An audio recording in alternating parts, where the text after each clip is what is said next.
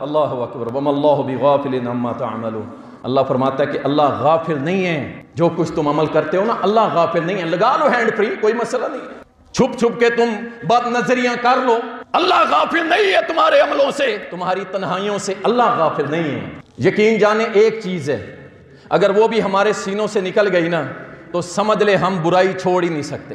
اگر آپ چاہتے ہیں کہ ہم برائی سے بچ جائیں، ہماری تنہائیاں پاک ہو جائیں، ایک کام آپ کر لیں۔ وہ کام کیا ہے؟ وہ ہے اللہ کا ڈر، اللہ کا ڈر، اللہ کی جہنم کا خوف، اللہ کی پکڑ کا خوف۔